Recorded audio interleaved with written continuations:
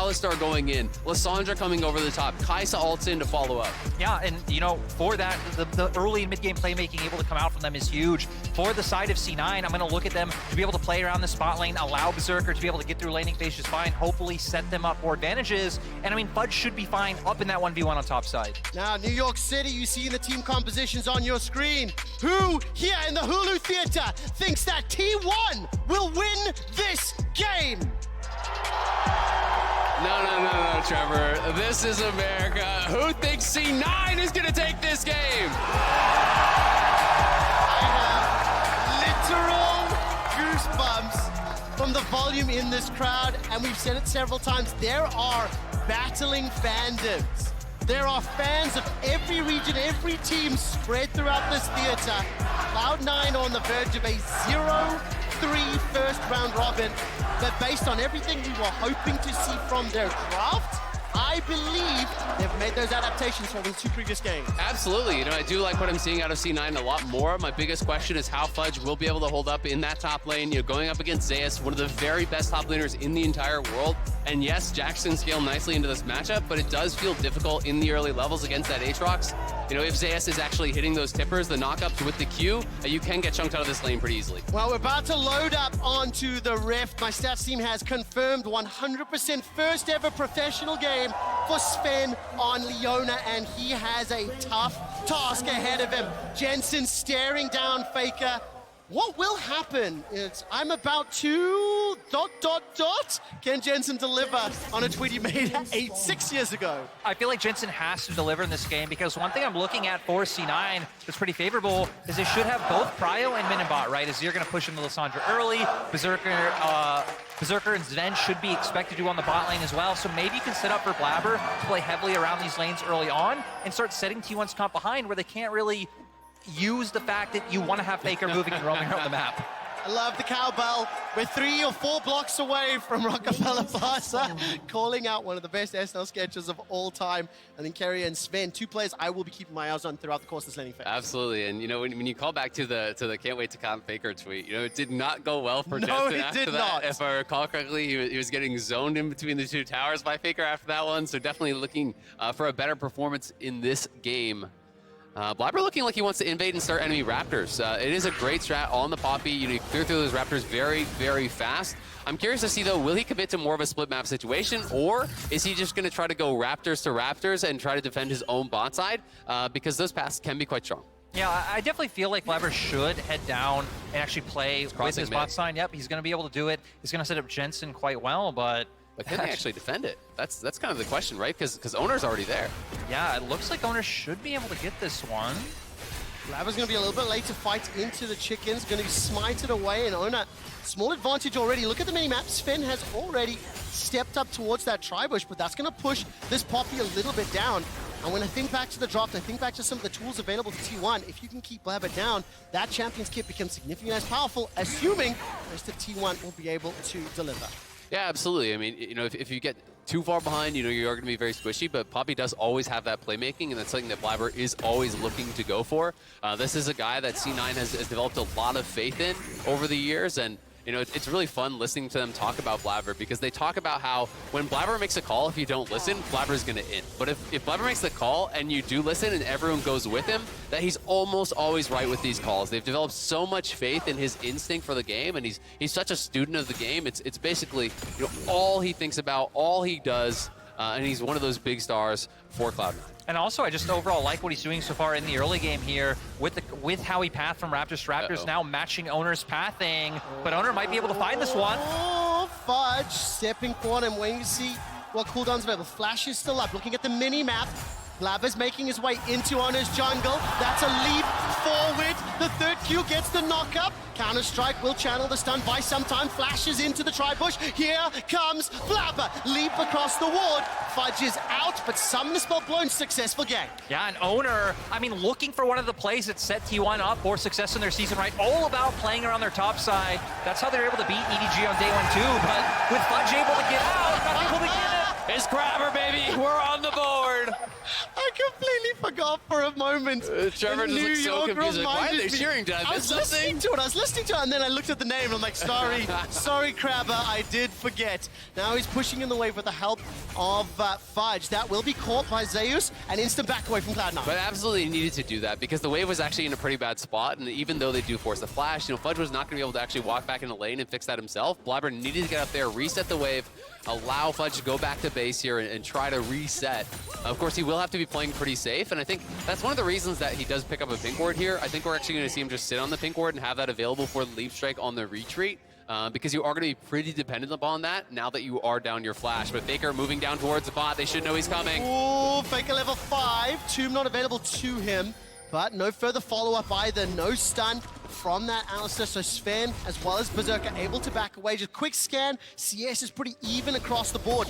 And with the exception of that flash being blown top lane, we haven't seen anyone picking up that first advantage just yet. Yeah, still though, overall nice use of the window by Faker. Recall TP'd back to lane and it gave him that potential angle to move down towards bot side. But Oner just wants to keep invading these Raptor camp because he does have the timer, knowing when Blaber did walk up to start those and finish them himself. Blaber has no smite, so it should be Oner's as long as he's willing to actually commit that smite to it here. And I don't think we're going to see any sort of a fight over it because Faker did have the move. He just cheated into that side lane brush very nicely. And that's going to keep Blaber away from actually committing to any sort of a scrap over it. So T1, doing a good job here, but we are treated to a pretty even early game thus far. Yeah, no real significant advantages. A couple 100 gold here or there.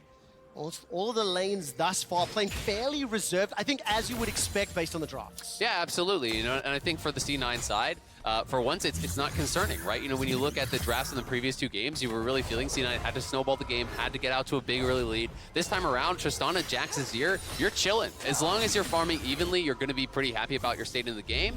But I am interested to see how Berserker handles a lot of these fights because he didn't take cleanse, and there is a lot of CC on the other team, so he feels like an easy target. Yeah, and I also feel like T1 have done a good job of setting this up to put C9 in an uncomfortable position. We saw the lack of vision they have now, and with Faker hitting level 6, this is where T1's wanting to find windows to start making these plays on the bot side. Oh, Alcove Gamer, Alcove Gamer, Alcove Gamer! The two-man knockup! First blood secured by Keria, and frankly, I don't even know if bonus damage was needed.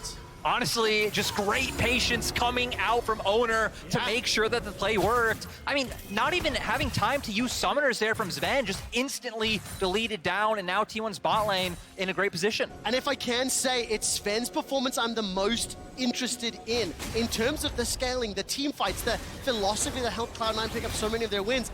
It wasn't necessarily this look for him that was stepping up. Blaber once again, this time shadowed by Keria. Oh, Keria just now spotted them, but they saw Keria as well. So now Blaber's in an awkward spot. Here comes Faker. He does have ulti. That's a very good passage over. The Claw of Doom comes out from Faker. Does he commit the flash? Holding on to it. Blaber gets knocked up into the air at least once and manages to waddle his way to safety. Flash blown. It's just such a good read from Keria. He knows we made a play bot. There's going to be an answer on the top side. Blaber was looking for the invade, and Zeus was in a spot where he would be vulnerable. But because Keria is there, Faker has pushed mid. He makes the roam up. They cover Zeus, and they get that flash off the C9 jungler. I also do believe that we saw Zven actually start walking towards spot lane before he reacted by going up. Oh, Berserker! that was bold. That was confident from Berserker. Well, he knew that Keria wasn't going to be there. Yep. He just didn't expect that Oner would be coming in for a lane gank, right? And he would win that 1v1 pretty heavily, but it's a great read. Again, T1 are foreseeing what C9 want to look towards. First, they expect the gank towards topside. Keria answers that. Then Oner says, all right, you're going to attack bot now, so he's there answering as well. Fight, fight, fight! Infernal Chains pulls Fudge backwards. Zeus wants to eat him alive. Keep your eyes on this minimap. Keria on the Alistar has picked up those boots of mobility. Part of the reason I think we're going to see him moving around the map and supporting the other lanes. Yeah, but we see C9 now with Oner having just made that play towards bot side, knowing that he must have camps up, now getting full control over bot side. We do have Dragon up. We haven't seen too many teams opt into early Dragon still here at the World Championship, but if C9 can start stacking these up and again, give themselves a bit of insurance later on, that would be huge for them. It would, but I think with Poppy, it's just such a long take on the Dragon that unless they get massive bot lane or mid lane prio, I don't think they're going to be willing to actually start that up. Oner will be spotted out, and you can see that C9 is cheating up towards mid lane, trying to be there in case there is sort of a play that Zven has to answer. But for now, I think C9 really are happy to just keep farming this out. The longer this game goes, while it is at relative parity, the better they are going to be feeling. But Jensen in trouble now. Is indeed. Emperor's Divide by so much time. But just that Glacial Path as well as the W committed. And that will allow Jensen to escape. But crucially, the ultimate is not available. Cloud9 find themselves 1,500 gold down in the space of 2 or 3 minutes. And a significant amount of that is sitting in that top lane. A large CS advantage, as well as obviously first blood. But the man on your screen, Keria, help picked up. Zven lands the Zenith Blade, flashes out to safety. Oner and Blaber stepping forward. The verdict is held for now. Poppycopter backs out and the fight fizzles. I mean, Zeus is just doing such a good job up in that top lane, and T1, has been up there to help him, right? They get up there, they force out the flash with Oner, the wave's in a bad spot, that creates an advantage for Zeus. Then, when Zeus could be actually preyed on by this gank from Blaber, Keria is there as well. They know that this guy is going to make it work if they give him the help, if they give him the coverage that he needs to really abuse the 1v1, and so far, he's doing just that. Yeah, and again, all of this in my mind coming from Oner. Now Faker going to make the move, but even this comes from the fact that he went towards that mid lane, helped give him the chance to reset earlier on. It pretty much means that T1's laners will always have the first chance to move, and that they're going to continuously find these. With Rift Herald up right now, we see both teams sending all 5 members towards that top side. That was a little scary to watch from Zeus. Just a simple pattern, trading into Fudge, clearing out that wave. We are 10 minutes in. Rift Herald is now being started off by T1. Look at the wave states. Jensen forced to catch in that middle lane. Fudge around 60-70%. And the call is a little uncertain. Back away, step forward, back away. They're not sure what they're doing. I feel like C9 should not have even moved. Leave Berserker bot lane. Tristana is one of the best tower pushers. You Pretty much the best. You could have taken 2 plates bot for free. They make the move up here. They're not really sure if they want to commit. I just didn't feel like they had the setup to actually be able to do it.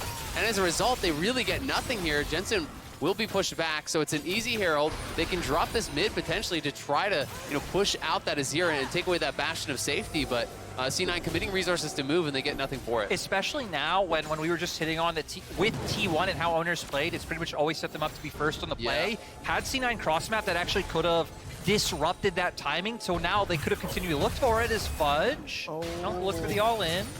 I mean, right now, that's a level advantage over Fudge. 2 levels over Blaber, and that's 3, 4 times I've seen Blaber show his face top, and it feels like he's saving Fudge's life, just showing a presence to dissuade a dive. Yeah, and I mean, we saw C9 trying to look for the lane gank, but even regarding that, yes, he won. Here comes Faker. Here comes Faker. Look at that south quadrant. It is being shadowed, or he is being shadowed by Jensen. And Faker will turn his attention back to that mid lane. Blaber slowly making his way towards this bottom lane. And the 3-man stack of T1, they didn't fancy the fight. The wave was cleared out. But just look at how much information T1 has, right? You have full control wards on top side. You just said all of T1's members leaning down to bot side jungle, and it pretty much means C9 have no entry points into these lanes. Yeah, absolutely. And they still don't see Faker. He's actually recalling in a side brush, but they don't know where he is. So Blaber is here trying to hover. It will just be the charge for the plates. Won't actually be able to knock that down, but T1 really starting to open up a very solid gold lead now, 2,000 ahead. And they just have had such a good read on everything that C9 would be looking for. They preempted the plays, whether it's Oner, whether it's Keria, whether it's Faker moving from the lanes. Anytime C9 would want to look for something, T1 is already there with the answer. Now the question for me is, can C9 stem the bleeding and slow things down? This composition that they put together scales beautifully. There are a number of tools that they can use. The thing is, Cloud9 have not been able to answer Oner at all. He has gone where he pleases, done what he pleases, and taken every single person's flesh pretty much across the board. Yeah, absolutely. I mean, I think the one thing going really well right now for C9 is Jensen, has incredible farm, up at 136 CS, 12 and a half, or a little bit past that into the game. So he's doing very well, has the early mythic completion, just buying him time, buying him that space. If he can really have a great team fight, they are going to have an opportunity, but Fudge is struggling in that top lane, and that's by far the biggest concern here. When you go into these carry versus carry matchups, you are skill checking these players, and Zeus is one of the hardest players in the world to do that against. I mean, definitely, right? Coming in, everyone had him in 369 as kind of the 2 top names of top laners coming into the tournament, and he has shown why so far. Still no for C9. I like what they're doing right now. It's where if you at least have Zven and Blaber constantly hovering around mid lane, and then matching what T1 wants to do, you can try and extend the game time as long as you aren't giving into those fights. Absolutely. The only problem is, it's only kind of like slowing them down, right? They're never actually getting anything from their moves. So Zven and Blaber are committing so much time, and you touched on this earlier, Trevor. You're committing a lot of time to only save your top laner for a second. And then as soon as they back away, Zeus is bullying Fudge again, right? And that's the biggest issue here. Keria is playing on the side. Berserker knows they could be around, so he's going to back it up, and that means first tower very likely going the way of T1. And Azael, I love the proactivity of T1. It has been led by Oner's jungle invades time and time again for 12 minutes. Tower first blood secured now at 14 minutes. The gold lead over 3,000. There's been a Mythics advantage on the side of T1 for a while, but it does feel to me like their focus around slowing Blaber down in the early stages, invading the jungle, putting them behind, and look at this itemization difference. Thrift store shopping for Berserker into Kraken Slayer, and nearly second item completed. And I think this is exactly when T1's comp really hits their stride, right? I mean, Lissandra, Viego, we've seen this combo so many times before. One item, so much burst able to come out, the lockdowns there, and then the resets coming out for both champions. So even though C9 can slow them down, definitely going to have to start trying to find those opportunities across map. Now, I will say, exactly as we talked a little bit about, Jensen on this Azir, he is up 25 CS. I think some of that movement from Faker has allowed Jensen to make sure in this matchup he has that small advantage.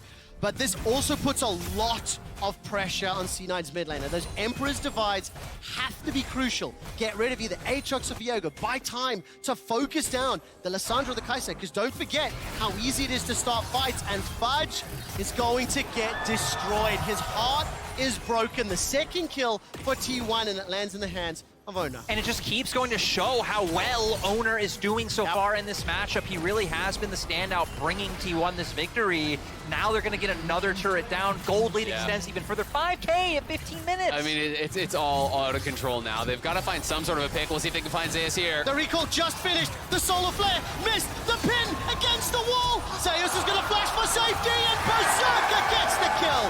The LCS and Cloud9 get one, but maybe at the cost of 1.5 or 2 turrets. Yeah, it's at the cost of so much more. You rotate your 5 members top to get a pick, but you're losing the mid tower. You're losing the bot tier 2, or at least it's getting very, very low. And this top gap has just become an absolute canyon. C9 are having to spend so many resources trying to keep Fudge in the game, but honestly, it's costing them the rest of the map, because every time they send people up there to try to help out Fudge, they're losing their jungle camps on bot side. They're losing towers everywhere else. And it's becoming a very, very difficult game to see Cloud9 clawing their way back into. And sadly, it goes to what we set up coming out of draft, right? The fact that Fudge has leaned heavily on things like the Fiora in the previous 2 games, now playing the Jax. Honestly, maybe looking forward for C9, especially when you are in a group with people like Zeus coming in. You're going to have to lean on some weak side top laners and try and make it through these laning phases. I mean, talking a little bit about the group, T1, Cloud9, Fnatic, they've got so much history. I mean, throw ETG in as well. At all time, Cloud9 have played T1 4 times previously. They are 0-4 against the organization. This is the 5th time they are facing off. And this is a incredibly precarious position. Now, obviously the game has been dictated and controlled by T1 significantly. We are playing for Cloud Rift right now. And for Cloud9, again, the same thing we said 10 minutes ago remains true. You need to slow down the pace of the game. Stop letting them get ahead. A second teleport's being channeled. Faker's making his way in. Blaber and Zven about to arrive. So far, 2 for 2. The Ring of Frost may cost Faker his life. He goes golden. Gumayusi is going to be backed up by Keria. The Killer Instinct. That's 1. That's 2. Jensen pump for a triple. Guma gets a quadra.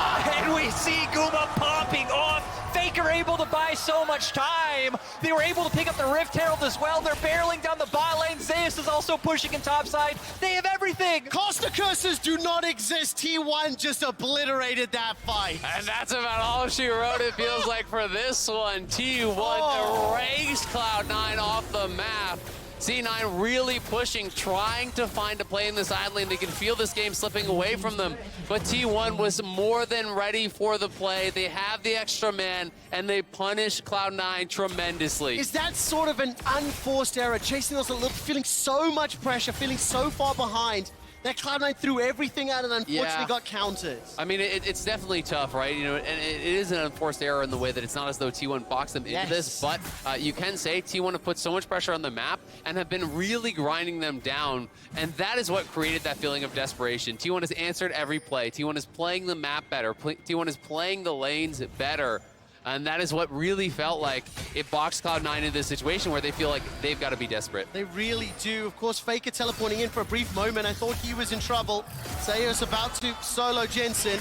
Emperor's Divide buys some time, enough for Oner to arrive. No flash available. Sand Soldiers doing work, and Zeus does not give a damn. The help of Oner sets that one up. I just briefly want to highlight, this is Faker's 100th game at the World Championship. Do you know how many he's won out of the 99 before? 71 of them. I was gonna say, not too surprising for one of the most dominant player in League of Legends history. I mean, it's just so incredible. To put that into context, you know, it's like almost 3/4 of his games against the absolute best players in the world. It's truly astounding, and to do it for as long as he has is amazing. Desperation time for Cloud9. They do find him knocking the wall, but Faker still has ult, he has flash, he has exhaust, he's in no trouble. Self-casted, glacial path over. The man has ice in his veins, as everyone knows. Looking to make it a 70-second win. It's 8,000 gold up, 2 dragons, 5 towers to 0. And Cloud9 are being bullied and pushed around the map. If you are just tuning in, I think a lot of credit to Oner in the early game. I think he really dictated the pace. Cloud9 never get a chance to start anything because Oner was in their face. He was everywhere, but even after he got that first timing, going back to something that Azale was talking about earlier of choking them out, I really liked how they constantly would dedicate 3 or 4 members maybe down to bot, but have a majority of their vision up towards top side. It actually really did a great job of making it so hard for any cross-map plays to come out from C9 before they fell into such a goal deficit. Well, to me, in so many of these games, you know, team play has been the name of the game. It's about how they, you know, facilitate each other, right? Yep. How they actually work together as a squad, how they're covering for each other's players every single time. They're one step ahead, right? You know, Keria reading and covering the gank on top. And then Oner knowing Keria needs coverage on bot for Gumayusi, so he's already there as soon as Berserker tries to go aggressive. And T1 has just done such a great job, and now 20 minutes in, they're just starting the bear, and they want to get this one over with. Oh man, this is going so low. This is done. This is finished. They're going to finally burst it out, and C9 never get a chance to engage. The Solar Flare was held. They're down nearly 10. They are down 10,000 gold.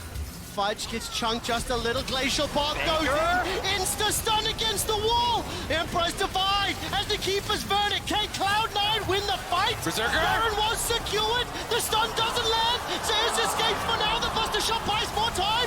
Cloud9 are still alive, but not for long. Not enough.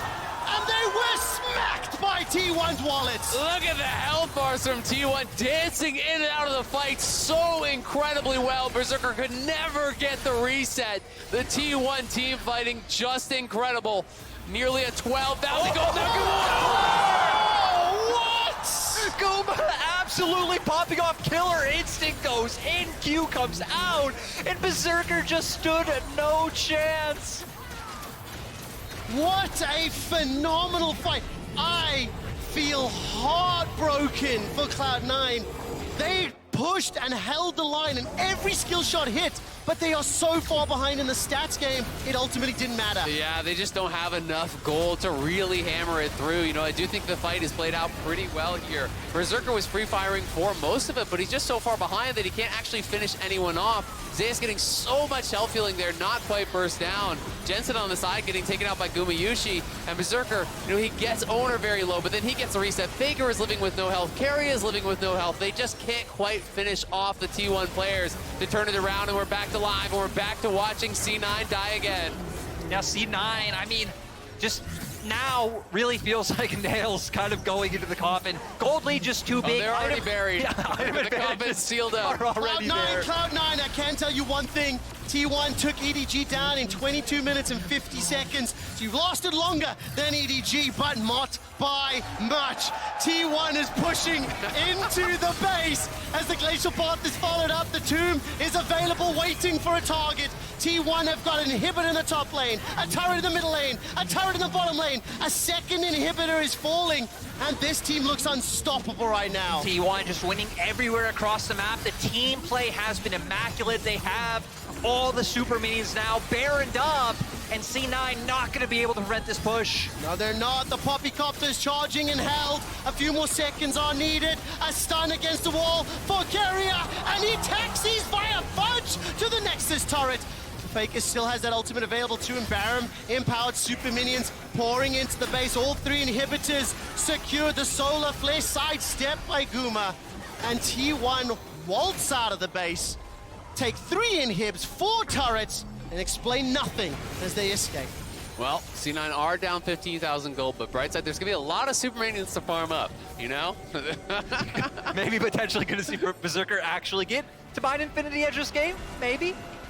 Yeah, I think T1 just about have this one wrapped up. C9 again trying to look for picks. It's all they really can do. We'll see if they can get Oner down. Let's find out. Not just yet. The watch is stopped. The timer is started, and Berserker still can't do it. He can't get Oner. Rumour's turning his attention now towards Zven with the backup of Faker, and Oner's going to continue to chase forward. Zven will get melted. Berserker's going to hop over the wall and get chased down by the killer instinct of Gumayusi, and now Fudge he wants the penta! He's going for it. The pentakill. Guma's chasing. He's hunting. Where's the missiles? That's a leap forward. Vision is spotted. Blast cone over the wall. Keria, you monster! Keria able to stop Fudge. They're still going for it. Captain Rain. Look at the super move of the Nexus. Fudge is going to escape for now. The Winions take down Cloud9. T1 able to show such an immaculate bounce back after losing to Fnatic yesterday. Again, the team play was on point. Oner especially completely dominating the map in the early game. 72 and 28. That is the win-loss record of Faker at the World Championship. 0-5 Cloud9 against T1. And despite the improvements, adaptations, changes to draft, ultimately T1's early game, and I think Oner really stepping up. I think Oner was incredible, but to me it was even more about Zeus and how good this guy was in the 1v1. Oner, Keria were able to enable him. Faker moving around the map, able to cover, but really it was the massive advantage that was gained through top lane by Zeus in that 1v1 that really made it a sinking ship for Cloud9, where they're trying to plug up holes, they're trying to recover, they're trying to find ways back in, but they never truly could, because all the time spent up there attacking Zeus really just bought them a little bit more time. It never actually stemmed that bleeding. It really didn't. That one team fight that could have been different. Just a moment ago, Cloud9's faces on camera, that is tough to watch. The team is 0-3 after the first round robin, dropped those games, and that was a tough loss for Cloud9. Yeah, I mean, especially now looking at every other team in the group sitting at 2 wins, like a pretty big hurdle to overcome if you still want to have any hopes of making it out of this group.